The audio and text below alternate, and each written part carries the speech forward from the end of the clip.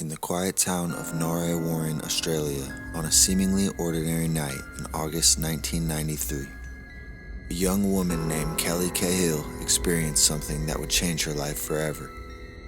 What began as a drive home with her husband and children turned into one of the most compelling and terrifying UFO encounters ever documented.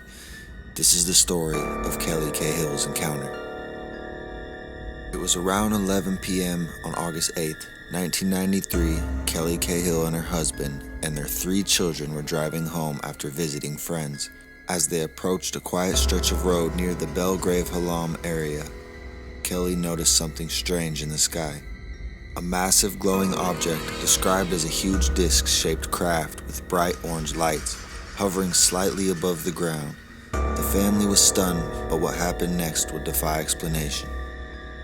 As they drove closer, the craft suddenly descended, blocking the road.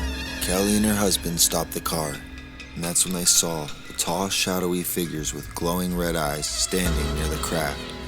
Kelly described these beings as humanoid, but not entirely human.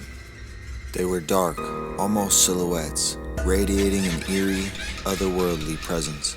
Overcome with fear, Kelly's husband quickly turned the car around and sped away. But the encounter didn't end there. After driving a short distance, Kelly realized something was wrong.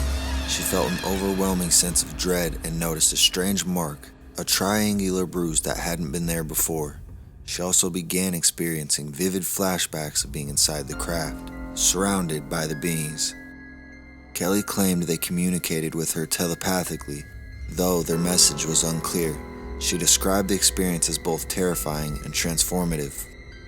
Kelly's story didn't go unnoticed. Investigators and UFO researchers soon took an interest in her case.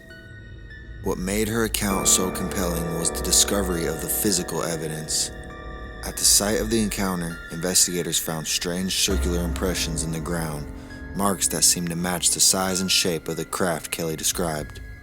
Even more intriguing, another couple came forward, claiming they had seen the same craft and beings that night, lining up perfectly with Kelly's story. UFO researcher Bill Chalker, who investigated the case, described it as one of the most credible close encounter accounts he had ever encountered. The consistency of Kelly's story, the physical evidence, and the witnesses added weight to her claims.